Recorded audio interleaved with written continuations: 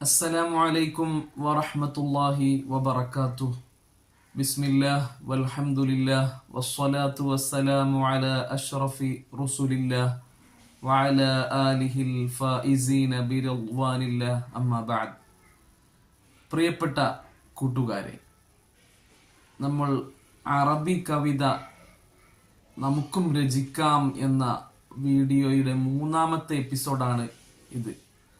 ഈ ഒരു വീഡിയോയിൽ നിങ്ങൾക്ക് മുമ്പിൽ ഒരു കവിത എങ്ങനെ രചിക്കാമെന്ന ചെറിയൊരു രൂപം കാട്ടിത്തരാനാണ് ഞാൻ ഉദ്ദേശിക്കുന്നത്. അള്ളാഹു തൗഫീഖ് നൽകുമാറാവട്ടെ. പുതുതായി ഈ വീഡിയോ കാണുന്നവരാരെങ്കിലും ഉണ്ടെങ്കിൽ നമ്മുടെ ചാനലിൽ ഇതിന്റെ മുമ്പ് 2 എപ്പിസോഡുകൾ നമ്മൾ ചെയ്തിട്ടുണ്ട്. ഇതിന്റെ മുമ്പ് ആദ്യം ചെയ്ത എപ്പിസോഡിൽ വലിയ പാണ്ഡിത്യമൊന്നും ആവശ്യമില്ല, നമുക്കും കവിത രചിക്കാം, കുറഞ്ഞ ഗ്രാമർ മാത്രമേ നമുക്ക് ആവശ്യമുള്ളൂ എന്ന് പറഞ്ഞ് ഒന്നാമത്തെ വീഡിയോ നമ്മൾ ചെയ്തു. അത് വളരെ ഉപകാരപ്പെടും, അത് കാണുക. അതിന്റെ ശേഷം 2ാമത്തെ എപ്പിസോഡിൽ അറബി കവിതയുടെ 16 ബഹറുകൾ, മലയാളത്തിൽ പറയണ വൃത്തങ്ങൾ നമ്മൾ പറഞ്ഞു കഴിഞ്ഞു. ഇനി അതിൽപ്പെട്ട ഒരു വൃത്തം ഉപയോഗിച്ചുകൊണ്ടാണ് നമ്മൾ ഇന്ന് കവിത രചിക്കുന്ന സാമ്പിൾ കാണിച്ചു തരാൻ പോകുന്നത്. അതുകൊണ്ട് ആ മുമ്പത്തെ വീഡിയോകൾ കാണാത്തവർ അത് കണ്ടിട്ട് ഇങ്ങോട്ട് വരികയായിരിക്കും ഏറ്റവും ഉചിതമായത് എന്ന് ഞാൻ ഓർമ്മപ്പെടുത്തുകയാണ്. പിന്നെ പുതുതായി വരുന്നവർ നമ്മൾ ചാനൽ സബ്സ്ക്രൈബ് ചെയ്യുക. വളരെ കുറഞ്ഞ സബ്സ്ക്രൈബേഴ്സേ ഉള്ളൂ. അതുപോലെ മറ്റുള്ളവരിലേക്ക് എത്തിച്ചു കൊടുക്കണമെന്ന് നിങ്ങൾക്ക് തോന്നുകയാണെങ്കിൽ എത്തിച്ചു കൊടുക്കുക. അതൊക്കെ നിങ്ങളുടെ ഓപ്ഷനാണ്. അത് ലൈക്ക് അടിക്കുക, കമന്റ് ചെയ്യുക, ഒക്കെ ചെയ്യുക. നമ്മളെ ചാനലിൽ നന്നായി വരണമെന്ന് ആഗ്രഹമുള്ളവര് അത് പ്രചരിപ്പിക്കുക. അപ്പൊ നമ്മൾ വീഡിയോയിലേക്ക് കടക്കുകയാണ്. ഇന്ന് നമ്മൾ അതിൽപ്പെട്ട ബസീത്ത് എന്ന് പറഞ്ഞ മൂന്നാമതായി നമ്മൾ പറഞ്ഞ ഒരു ബഹറുണ്ട്.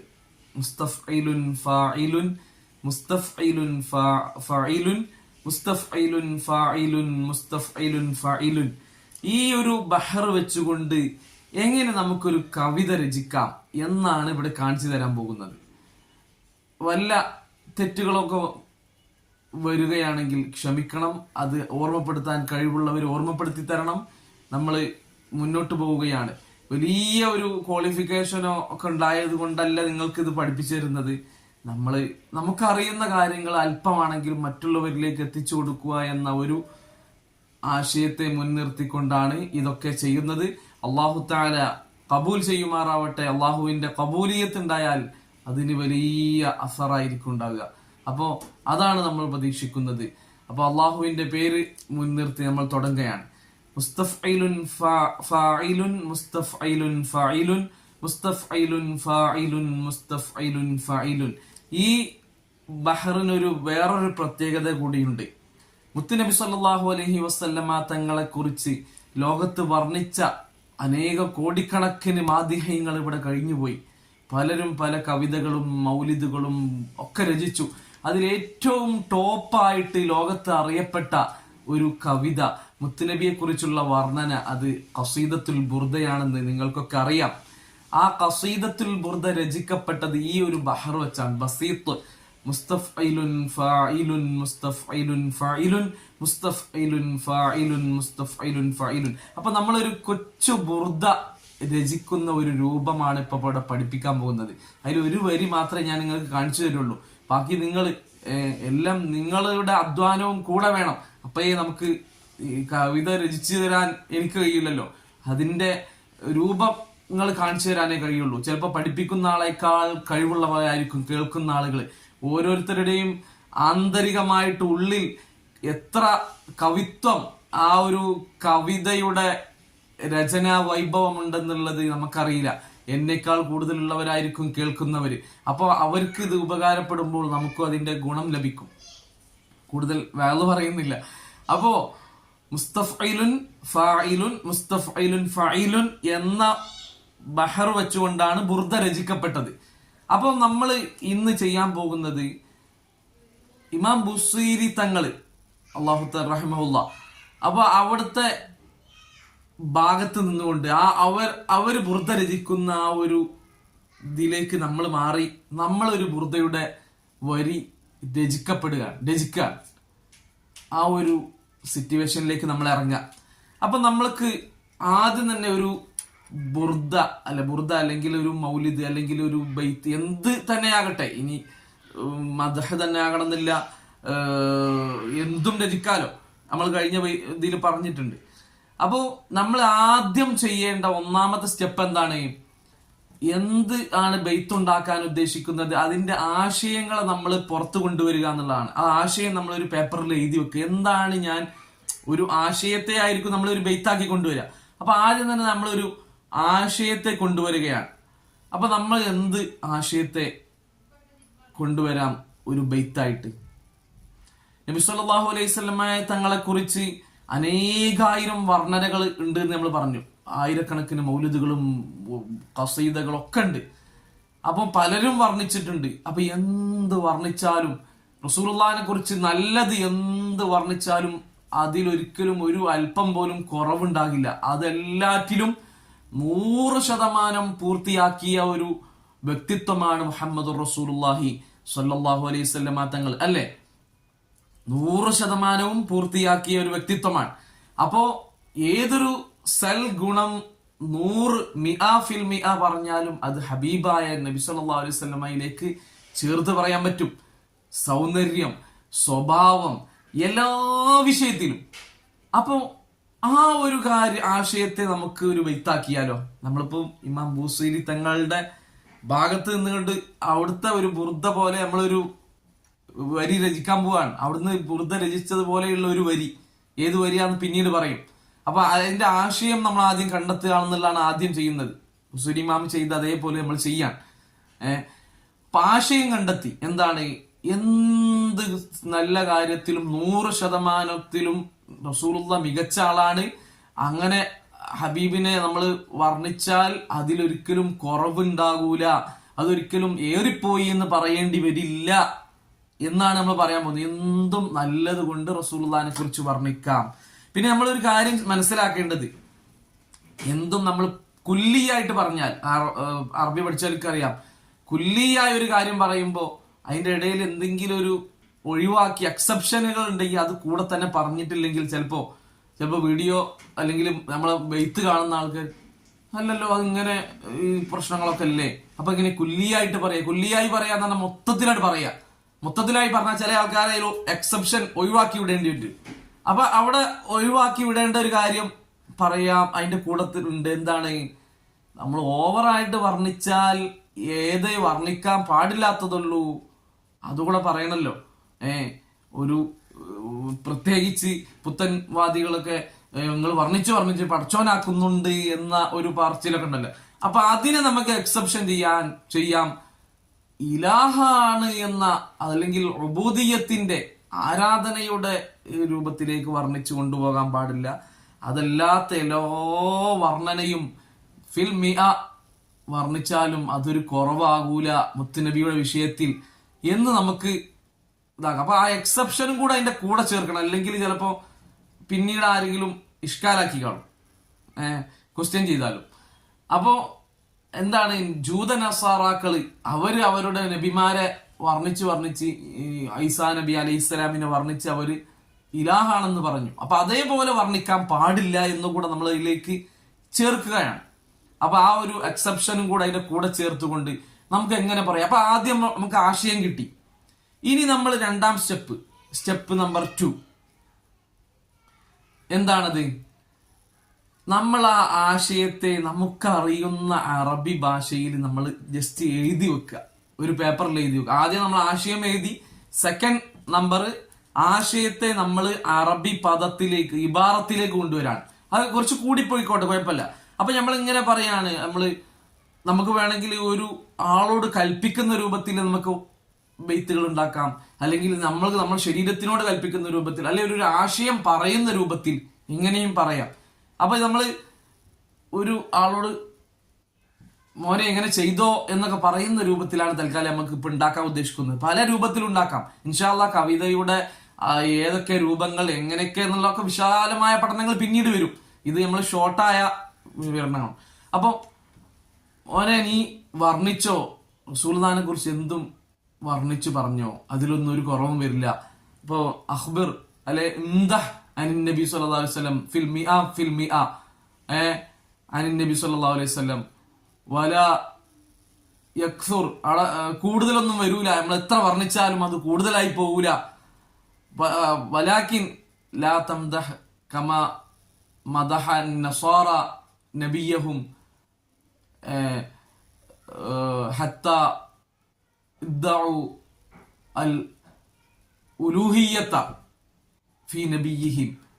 ഇങ്ങനെ ഞാൻ ജസ്റ്റ് നിങ്ങൾക്ക് കാണിച്ചു തരാം കേട്ടോ.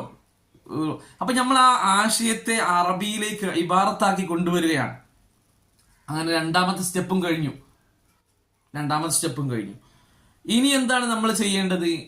ഈ ആശയമായിട്ട് നമുക്ക് ഒരു വരിയിൽ കൊള്ളിക്കാൻ കഴിയില്ലല്ലോ. അപ്പൊ ആ ഒരു വരിയിലേക്ക് നമ്മൾ വളരെ ചുരുക്കി ആ എഴുതപ്പെട്ട ആശയത്തെ നമ്മൾ ഒരു വരിയിലേക്കാക്കി ചുരുക്കി മാറ്റണം. ഒരു വരിയിലേക്ക്, പ്രത്യേകിച്ച് നമ്മളിനി അപ്പൊ ആ ഒരു വരിയിലേക്ക് കൊള്ളുന്ന രൂപത്തിൽ ഏറ്റവും ഷോർട്ടായി പറയേണ്ടതെല്ലാം പറഞ്ഞ് ഒഴിവാക്കേണ്ടതെല്ലാം ഒഴിവാക്കി, പറയേണ്ടതെല്ലാം അതിൽ പറയണം, ആവശ്യമില്ലാത്തതൊക്കെ ഒഴിവാക്കുകയും വേണം. അങ്ങനെ ആകുമ്പോഴേ നമ്മൾ ചുരുങ്ങി കിട്ടുള്ളൂ. അങ്ങനെ ചുരുക്കി കൊണ്ടുവരാം. അപ്പൊ നമുക്ക് എന്ത് പറയാം? അപ്പൊ നമുക്ക് വളരെ ചുരുക്കാം, ഒന്നും കൂടെ ചുരുക്കാം. അപ്പൊ അതിന്റെ ഇബാറത്തുകൾ ഞാൻ ഇടുന്നില്ല, നിങ്ങൾ ഇബാറത്തില്ല. എങ്ങനെ നമ്മൾ ആദ്യം എഴുതി വെച്ച അറബി വാചകങ്ങളെ ഏറ്റവും ഷോർട്ടായ രൂപത്തിൽ നമുക്ക് ഇബാറത്തിടാം. കാരണം ഒരു വരിയിൽ കൊള്ളിക്കണമല്ലോ. അതാണ് തേർഡ് സ്റ്റെപ്പ്. ഈ തേർഡ് സ്റ്റെപ്പാണ് നമ്മൾ ചെയ്യേണ്ടത്. ഏറ്റവും ചുരുങ്ങിയ രൂപത്തിൽ ആ ഒരു ആശയത്തെ ചിലത് നമുക്ക് ആവശ്യമില്ലാത്തൊക്കെ നമുക്ക് ഒഴിവാക്കാം. ചിലത് ലമീറാക്കി പറയാം. ലമീർ പറഞ്ഞാല് അറബി അത്യാവശ്യം തിരിയുന്നവരാണല്ലോ. അവൻ എന്നുള്ള ആ ഒരു ഹി എന്നൊക്കെ ഇട്ടാണ്ട് തന്നെ നമുക്ക് ലമീറാക്കി പറയാം. ആളെ പേര് പറയേണ്ട ആവശ്യം ഉണ്ടാവില്ല. ഇപ്പൊ ഈസ നസാറ എന്ന് പറഞ്ഞാൽ പിന്നെ അവരെ നബിഹിം, അവരുടെ നബിന്ന്, അപ്പൊ പിന്നെ ഈസാ നബി എന്നുള്ള പേരൊന്നും ഉപയോഗിക്കേണ്ട ആവശ്യം ഉണ്ടാവില്ല. അങ്ങനെ പലതും നമുക്ക് എന്താക്കാം, ഷോർട്ടാക്കാം. വലാകിൻ ലാ തംദഹ് മദ്ഹൻ, ഒരു മദ്ഹ് എന്നുള്ളടത്ത് ചിലപ്പോ മാ എന്നൊക്കെ ഇട്ടാണ്ട് നമുക്ക് ഉപയോഗിക്കാം. മൗസൂലിന്റെ അങ്ങനെ ഷോർട്ടാക്കാൻ കഴിയുന്ന അത്രത്തോളം ഷോർട്ടാക്കുക. അപ്പൊ നമ്മളെ അടുത്ത് നമുക്ക് എന്തായിട്ടുണ്ട്? അറബി വാചകം നമ്മൾ ഉണ്ടാക്കി. അത് പിന്നെ ഒരു വരിയിലേക്ക് നമ്മൾ ഷോർട്ടാക്കി. ഇനി നമ്മൾ അച്ചിലേക്ക് ഇട്ടിട്ടില്ല കേട്ടോ. നമ്മൾ അച്ച് ഏതാണ്? മുസ്തഫ്ഈലുൻ ഫാഇലുൻ, മുസ്തഫ്ഈലുൻ ഫാഇലുൻ, മുസ്തഫ്ഈലുൻ ഫാഇലുൻ, മുസ്തഫ്ഈലുൻ ഫാഇലുൻ. അപ്പം ഇനി നമ്മൾ ചെയ്യേണ്ടത്, നമ്മൾക്ക് ഇപ്പൊ ഇബാറത്ത് കിട്ടി, ഏതൊക്കെ വാചകങ്ങൾ ഉപയോഗിച്ചാണ് നമ്മൾ കവിത ഉണ്ടാക്കാൻ പോകുന്നതെന്നുള്ള വാചകങ്ങളൊക്കെ കിട്ടി. അപ്പോ വാചകങ്ങൾ പിന്നീട് മാറ്റുകയാണെങ്കിൽ പിന്നീട് ചെയ്യേണ്ടി വരും ഈ പറയാൻ പോകുന്നത്. ഇതൊക്കെ എടുത്തുകൊണ്ട് ഡിക്ഷണറിയിൽ കറക്റ്റ് തന്നെയാണോ, ഞാൻ വിചാരിച്ച ഈ വാക്കിന്റെ അർത്ഥം കറക്റ്റ് തന്നെയാണോ? മൊബൈലിൽ എത്രയോ അറബിക് ഡിക്ഷണറികൾ ലഭ്യമാണ്. അതൊക്കെ നിങ്ങൾ കണ്ടെത്തുക. അറബിക് ടു അറബിക് അറബി ഡിക്ഷണറി മോജം എന്നടിച്ചാൽ എത്രയോ കിട്ടും. ഇനി ഗൂഗിളിൽ വേണേൽ സെർച്ച് ചെയ്യാം. പലതിലും നമുക്ക് എന്താക്കാം, അതിന്റെ അർത്ഥം നോക്കാം, ട്രാൻസ്ലേറ്റിലൊക്കെ നോക്കാം. അങ്ങനെ ആ വാചകങ്ങളുടെ ഒക്കെ അറബി ഓക്കെ ആണെന്ന് ഉറപ്പുവരുത്തുക. നമ്മൾ വെച്ച ഇബാറത്തിന്റെ ആ ഒരു ഘടനയിലുള്ള ഇബാറത്തിന്റെ ആ ഒരു ശൈലി, ആ ഇബാറത്ത് തന്നെ സ്വഹീഹാണോ നോക്കണം. ചില സ്ഥലത്ത് ഫീ കൊടുക്കേണ്ട അടുത്ത് ചിലപ്പോൾ മിന്ന് കൊടുത്താൽ പറ്റൂല. അപ്പൊ ആ ഇബാറത്തിന്റെ ഗ്രാമർ ശരിയാണോ എന്ന് നോക്കണം. ഗ്രാമർ ശരിയാണോ നോക്കലും വാചകങ്ങളുടെ അർത്ഥം ഡിക്ഷണറിയിൽ ശരിയാണോ നോക്കലും രണ്ടും രണ്ടാണ്. അത് മനസ്സിലാക്കണം. ചില സ്ഥലത്ത് ഫീ ഇല്ലാതെ വിട്ടുകിടക്കുന്നുണ്ടാവും, ഫീ കൂടെ വിട്ടുകിടക്കുന്നുണ്ടാവും, അങ്ങനെയൊക്കെ ഉണ്ടാവും. അതാണ് ഗ്രാമർ നോക്കുക എന്നുള്ള. ചിലത് അപ്പൊ അതാണ് ഗ്രാമർ നോക്കുക. മറ്റേത് വാചകങ്ങൾക്കുള്ള അർത്ഥം കറക്റ്റ് ആണോ എന്നുള്ളതാണ്. നമ്മള് മലയാളത്തിന്റെ അതേ അർത്ഥത്തില് മാല എന്ന് പറഞ്ഞാല് മുതലായി എന്ന് പറയുന്ന രൂപത്തിലുള്ള കാനമാലൻ മുതലായി എന്ന് പറയുന്ന അർത്ഥമൊക്കെ ഉണ്ട്. അപ്പൊ അങ്ങനത്തെ അറബിയൊന്നും നമുക്ക് പറ്റൂല. അറബി ഒറിജിനൽ അറബി ആയിരിക്കണം. അതാണ്. ഇനി അപ്പൊ നമ്മൾ മൂന്നാമത്തെ സ്റ്റെപ്പായി നമ്മൾ ചുരുക്കി പറഞ്ഞു. നാലാമത്തെ സ്റ്റെപ്പാണ് ഈ പറയുന്നത്. ഡിക്ഷണറി നോക്കി വാചകങ്ങളുടെ അർത്ഥം ഉറപ്പുവരുത്തുക, ഗ്രാമർ ശരിയാണെന്ന് കറക്റ്റ് വരുത്തുക. അതുപോലെ മറ്റൊന്ന് ചെയ്യേണ്ടത് അത് പിന്നീട് ലാസ്റ്റ്. അപ്പൊ 5ാമത്തെ സ്റ്റെപ്പാണ് ഇനി നമ്മൾ ഈ ഒരു അച്ചിലേക്ക് ഇതിന് ഇട്ട് കൊടുക്കുക എന്നുള്ളത്. അച്ചിലേക്ക് ഇട്ട് കൊടുക്കുക എന്ന് പറയുമ്പോൾ നമ്മൾ കഴിഞ്ഞ ക്ലാസ്സിൽ നമ്മൾ ഓർമ്മപ്പെടുത്തിയ 2-3 കാര്യത്തിലേക്ക് ആഡ് ചെയ്യേണ്ട ഒരു കാര്യം കൂടെ ഉണ്ട്. ഒന്ന്, നമ്മൾ കഴിഞ്ഞ ക്ലാസ് പറഞ്ഞ ഹറക്കത്തിന്റെ സ്ഥാനത്ത് ഹറക്ക വെച്ചു കൊടുക്കണം, സുക്കൂന്റെ സ്ഥാനത്ത് സുക്കൂൻ വെച്ചു കൊടുക്കണം. ഇനിയും ഒന്നുകൂടെ പറയാനുള്ളത് ഷദ്ദുള്ള അക്ഷരത്തിന്റെ അവിടെ എന്ത് ചെയ്യണം എന്നുള്ളതാണ്. ഷദ്ദുള്ള അക്ഷരം എന്ന് പറഞ്ഞാൽ മലയാളം ടൈപ്പിംഗ് ഒക്കെ പഠിച്ച ആളുകൾക്കറിയാം, ക എന്നുള്ള അക്ഷരം എന്താണ്? ക പ്ലസ് ക എന്നാണ്. ക പ്ലസ് ക 2-3 തവണ അടിച്ചെങ്കിലേ കാന്ന് കിട്ടുള്ളൂ മലയാളത്തിൽ ടൈപ്പ് ചെയ്യുമ്പോൾ. അപ്പോ അതേപോലെ തന്നെയാണ് അഷദ്ദുള്ള അക്ഷരം എന്ന് പറഞ്ഞാൽ ആദ്യത്തിൽ അതിന്റെ ഒരു സുക്കൂനുള്ള അക്ഷരം വരും, പിന്നീട് ഒരു ഹർക്കത്തുള്ള അക്ഷരം, അങ്ങനെയാണ്. അപ്പോ അത് 2 അക്ഷരമാണ്. ആദ്യത്തേത് സുക്കൂനാണ്, പിന്നത്തേത് ഹർക്കത്തുള്ള അക്ഷരമാണ്. അത് ശരിക്കും മനസ്സിലാക്കണം. പിന്നെ തെൻവീന് വരുന്നിടത്ത് ആദ്യത്തിൽ ഹറക്കത്താണ്, 2ാമത്തേത് സുക്കൂനാണ്. കുൻ എന്നാണെങ്കിൽ കു പ്ലസ് എന്നുള്ള സുക്കൂന്, അത് നേരത്തെ പറഞ്ഞതിന്റെ നേരെ ഓപ്പോസിറ്റ് ആയിട്ടാണ്. അപ്പോ അത് പ്രത്യേകം നമ്മൾ ശ്രദ്ധിക്കേണ്ടതാണ്. 3ാമത് അവിടെ ഓർമ്മപ്പെടുത്തേണ്ട മറ്റൊരു കാര്യം, നമ്മൾ ചിലപ്പോ അലിഫൊക്കെ വായിക്കാത്ത അലിഫുകൾ എക്സ്ട്രാ വരും. ഇപ്പൊ മാ എന്നൊക്കെ ഉള്ളിടത്ത് ചില മാന്ന് കൂട്ടി വായിക്കുമ്പോ അലിഫ് ചിലപ്പോ ഒഴിവാക്കും. അപ്പം ഒഴിവാക്കുന്ന അക്ഷരങ്ങൾ എഴുത്തിലുണ്ടാകും, പക്ഷെ വായനയിൽ അത് പെടൂല. അപ്പം വായനയിൽ പെടുന്ന അക്ഷരങ്ങൾ മാത്രമേ നമ്മളിവിടെ പരിഗണിക്കുന്നുള്ളൂ. അപ്പൊ ഹർക്കത്ത് ഉപയോഗിക്കേണ്ടടുത്ത് ഹർക്കത്ത് ഉപയോഗിക്കുക, സുക്കൂൻ ഉപയോഗിക്കേണ്ടടുത്ത് സുക്കൂൻ ഉപയോഗിക്കുക. ഷദ്ദുള്ള അക്ഷരങ്ങൾ ആദ്യം സുക്കൂനുള്ളതാണ്, പിന്നെ ഹർക്കത്താണ്. തെൻവീനുള്ളത് ആദ്യം ഹർക്കത്താണ്, പിന്നീട് സുക്കൂനാണ്. ഈ കാര്യങ്ങൾ നമ്മൾ നന്നായി ശ്രദ്ധിക്കുക. ശബ്ദത്തിന്റെ അക്ഷരം മാത്രമേ, ശബ്ദത്തിൽ ഉച്ചാരണത്തിലുള്ള അക്ഷരം മാത്രമേ ഉപയോഗിക്കുള്ളൂ, എഴുത്തിൽ മാത്രമുള്ളത് ഉപയോഗിക്കുകയില്ല. ഇനി നമ്മൾ അച്ചിലേക്ക് ഇട്ട് കൊടുക്കുകയാണ്.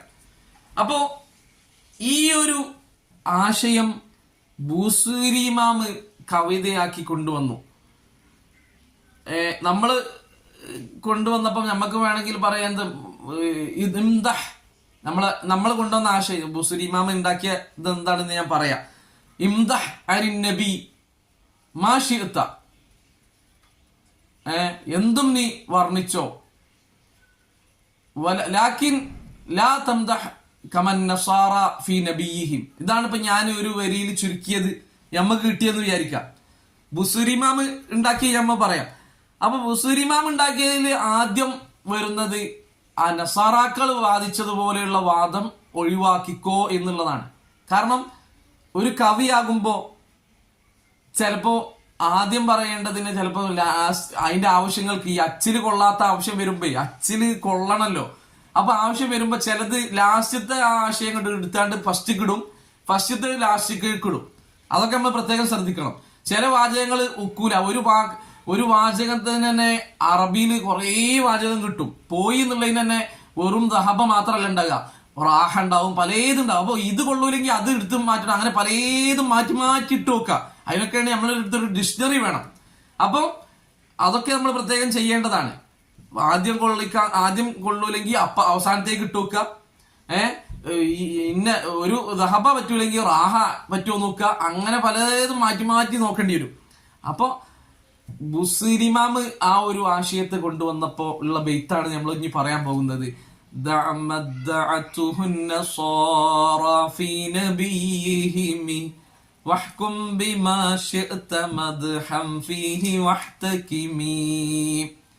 ബുസൂരിമാമ് അത് കൊണ്ടുവന്നപ്പോ, ബുസൂരിമാമ് അറബി സാഹിത്യകാരനാണ്. അറബിയാണോ അജമിയാണോ എന്നുള്ളത് എനിക്ക് ഓർമ്മയില്ല. ഏതായാലും അറബിയിൽ അങ്ങേയറ്റത്ത് വലിയ സാഹിത്യകാരനാണല്ലോ. അപ്പൊ അവിടുത്തെ ആ ഇബാറത്ത് അത്രക്കും അടിച്ചുപൊളിയായിരിക്കും. അതുകൊണ്ട് തന്നെ ലോകപ്രശസ്തമായ ഇന്ന് ഇത്രയും വലിയൊരു മദ്ഹ് കാവ്യം അറിയപ്പെട്ടതില്ല. അപ്പൊ ബുസൂരി ഇമാം എന്താ പറഞ്ഞത്? നീ ഒഴിവാക്കിക്കോ ഒരു വാദത്തെ, നസ്വാറാക്കൾ വാദിച്ച ഒരു വാദത്തെ, ഫീ നബിയിഹിം അവരുടെ നബിയിൽ, ഈസാ നബിയുടെ വിഷയത്തിൽ. അതെന്താണ്? ഈസാ നബി ഇലാഹാണെന്ന് വാദിച്ചു. അപ്പൊ ആ വാദങ്ങളൊക്കെ നീ ഒഴിവാക്കിക്കോ. വഹ്കും ബിമാ ശിഅ്ത, നീ ഉദ്ദേശിച്ച മദ്ഹ് നീ പറഞ്ഞോ. മദ്ഹം ഫീഹി, റസൂലുള്ളാഹിന്റെ മദ്ഹായിട്ട് വഹ്തകിമി എന്നാണ്. അപ്പൊ വഹ്തകിമി എന്നുള്ളത് അതിന്റെ അർത്ഥം ഞാൻ നോക്കിയിട്ടില്ല. വീണ്ടും ചിലപ്പോ നമ്മൾ മനസ്സിലാക്കേണ്ടത് നേരത്തെ പറഞ്ഞതുപോലെ കവികളാവുമ്പോ ചിലപ്പോ ഈ അച്ചില് ചിലപ്പോ എക്സ്ട്രാ സ്ഥലം വരുമ്പോ നേരത്തെ പറഞ്ഞ ആശയം തന്നെ വേറൊരു വാചകം കൊണ്ട് ദഹബ എന്ന് പറഞ്ഞ ഒരു വാചകം നേരത്തെ ഉപയോഗിച്ചതാണ്. അപ്പോ ചിലപ്പോ എന്ത് ചെയ്യും, ഒന്നും കൂടെ അത് വേറെ വാക്കില് റാഹൊക്കെ ഉപയോഗിച്ചാണ്ട് വീണ്ടും അത് ഉപയോഗിക്കും. അത് കവികൾ അങ്ങനെയാണ്. അച്ചില് എക്സ്ട്രാ സ്ഥലം ഉണ്ടെങ്കിൽ വീണ്ടും അവിടെ എന്തെങ്കിലുമൊക്കെ ഒന്ന് ഇട്ടുകൊടുക്കും. അപ്പൊ വഹ്തക്കിമി എന്നുള്ള വേറെ അർത്ഥം തന്നെയാണോ, അല്ലെ വഹ്കും ബിമാഷിയത്ത് അതേ അർത്ഥത്തിൽ തന്നെയാണോ വഹ്തക്കിമി എന്നുള്ള ഡിക്ഷണറി നോക്കിയെങ്കിലേ പറയാൻ പറ്റുള്ളൂ, എനിക്ക് ഓർമ്മയില്ല. അപ്പൊ വഹ്കും ബിമാഷിയത്ത് മദ്ഹം ഫീഹി വഹ്തക്കിമി എന്ന് പറഞ്ഞാൽ മൊത്തത്തിൽ പറഞ്ഞാൽ റസൂലുള്ളാഹിനെ കുറിച്ച് നീ നല്ല ഗുണഗണങ്ങളെല്ലാം നീ വർണ്ണിച്ചോ, ഒന്നിലും ഒരു കുറവ് വരൂല. കാരണം ലോകത്ത് അള്ളാഹു താല പടച്ച എത്ര വലിയ 100% വ്യക്തിത്വം അത് റസൂലുള്ളാഹി അല്ലാതെ വേറെ ആരുമില്ല. അതുകൊണ്ട് ഒന്നിലും നല്ലൊരു കാര്യത്തിൽ നീ വർണ്ണിച്ചാൽ അത് റസൂലുള്ളാഹിന്റെ വിഷയത്തിൽ ഒരു കുറവും വരൂല എന്നുള്ളതാണ് അതിന്റെ അർത്ഥം. അപ്പൊ നമ്മൾ അവിടുന്ന് ഒരു കാര്യം പഠിക്കുകയാണ്, ഒരട്ടം ഉപയോഗിച്ച വാക്ക് തന്നെ ചിലപ്പോ വേറെ വാക്കിൽ നമുക്ക് സ്ഥലം ഉണ്ടെങ്കിൽ വീണ്ടും ഉപയോഗിക്കാന്നുള്ള ഒരു ആശയം കൂടെ അവിടെ കിട്ടി. അതാണ്.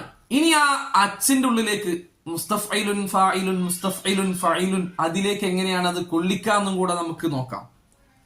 മുസ് എന്നല്ലേ ആദ്യത്തെ അക്ഷരം ഹർക്കത്താണ്, പിന്നെ സുക്കൂനാണ്. തഫ് എന്നാണ്. ഇനി അവിടെയാണ് തഫ്, ആദ്യം ഹർക്കത്ത് പിന്നെ സുക്കൂന്. എന്നുള്ള ആദ്യത്തെ ഹർക്കത്ത് വന്ന് മദ്ദ എന്നുള്ളതിന്റെ ദാലാണ് പിന്നെ, കാരണം ഉച്ചാരണം മാത്രമേ നമ്മൾ നോക്കുള്ളൂ, എഴുത്ത് നമ്മൾ നോക്കൂല. മദ്ദ എന്നുള്ളടത്ത് അപ്പൊ ദാലിന്റെ മുമ്പ് സുക്കൂനാണ്, അപ്പം സുക്കൂനും വന്ന്. ഇനി നമുക്ക് നോക്കേണ്ടത് ദാലിന്റെ ഹർക്കത്തിനുള്ളതാണ്. മുസ്തഫ് എന്ന് വരെ എത്തി. പിന്നെ ഐലുന്ന 2 ഹർക്കത്തും ഒരു സുക്കൂനും. അതിനോ മദ്ദ വരെ എത്തി, മദ്ദന്റെ സുക്കൂന് വരെ എത്തി. ഇനി ദാല് മദ്ദ അപ്പൊ ദ എന്നുള്ള എന്താണ്, ഐലു എന്നുള്ളതിന്റെ സ്ഥാനത്തെത്തി. മദ്ദഅത്ത് ഇനി ഒരു സുക്കൂനാണ്, അതാണ് മുസ്തഫ്ഇലുൻ. അപ്പൊ മുസ്തഫ്ഇലുൻ എന്നുള്ളടത്ത് മദ്ദഅത്ത് എന്നായി. മനസ്സിലായോ? അപ്പൊ എങ്ങനെയാണ് ആ അച്ചിലേക്ക് കൊള്ളിക്കാൻ? പിന്നെ മദ്ദഅത്തുഹുൻ, പിന്നെ ഹു എന്നാണ്, ഹുന്ന.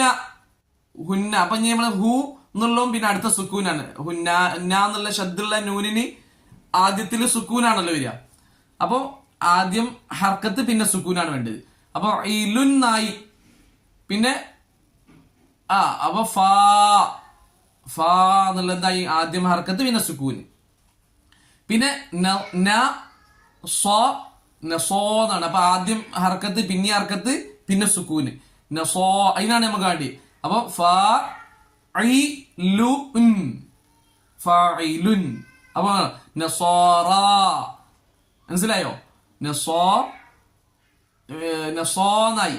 ഇനി റാ എന്നുള്ള ആദ്യം ഹർക്കത്ത് പിന്നെ സുക്കൂന്. മുസ്. മനസ്സിലായല്ലോ? മുസ് മുസ്. റാ എന്നുള്ള നസോറ എന്നുള്ള റാ എന്നുള്ളടത്ത് ആദ്യം ഹർക്കത്ത് പിന്നെ സുക്കൂന്, അതാണ് മുസ്. ഇനി തഫ് എന്നുള്ളതിന് ഫീ ഫ എന്നുള്ള ആദ്യ ഹർക്കത്ത് പിന്നെ അതിന്റെ നൂട്ടാനുള്ള യാ സുക്കൂൻ. അപ്പം എന്താണ്, തഫ് നായി. നബി എന്നുള്ളടത്ത് ആദ്യം ഹർക്കത്ത് പിന്നെ ഹർക്കത്ത് പിന്നെ സുക്കൂന്, അതാണ് നമുക്ക് കിട്ടേണ്ടത്. തഫ് ഐലുൻ അതാണ് ഫീ നബി യാന്റെ. ഇനി യാ ഹാ യിഹിമി ആണ് 3 ഹർക്കത്താണ് നമ്മൾ വരുന്നത്. യിഹിമി നബിയിഹിമി. ഇനി 3 ഹർക്കത്തുള്ള കിട്ടണ്ടേ അല്ലേ? അപ്പൊ നമ്മൾ എവിടെ എത്തി? ഇലുന്നെത്തി, മുസ്തഫ്ഇലുന്നെത്തി. ഇനി അവിടെ ഒന്നാമത്തെ അരവരിയുടെ ഫാഇലുൻ എന്നല്ല ഉള്ളത്, ഫഈലുൻ എന്നാണ്. മുസ്തഫ്ഇലുൻ ഫാഇലുൻ മുസ്തഫ്ഇലുൻ ഫഈലുൻ. അപ്പം നമുക്ക് കിട്ടേണ്ടത് എന്താണ്? യിഹിമി. 3 ഹർക്കത്തും പിന്നെ ഒരു സുക്കൂനും. അപ്പൊ സുക്കൂൻ എന്ന് പറഞ്ഞാൽ മീ എന്നുള്ളടത്ത് അവിടെ നീളും, അതാണ്. അപ്പോ ഫഇലുൻ 3 ഹർക്കത്ത് സുക്കൂന്. ഈ രൂപത്തിലാണ് നമ്മള് ബുർദയുടെ സുരിമാം ഇങ്ങനെയാണ് ബുർദ ഉണ്ടാക്കിയത്. അപ്പൊ നമുക്കും ഉണ്ടാക്കാനുള്ളത് ഇങ്ങനെ തന്നെയാണ്. ഈ രൂപത്തിൽ നമ്മൾ ഉണ്ടാക്കുകയാണെങ്കിൽ നമുക്കും ബുർദ ഉണ്ടാക്കാം, നമുക്കും മദ്ഹ് ബൈത്തുകൾ ഉണ്ടാക്കാം, അറബി കവിത ഉണ്ടാക്കാം. ഇത്ര പറഞ്ഞ് ഞാൻ നിർത്തുന്നു. അസ്സലാമു അലൈക്കും വറഹ്മത്തുള്ളാഹി വബറകാതുഹു.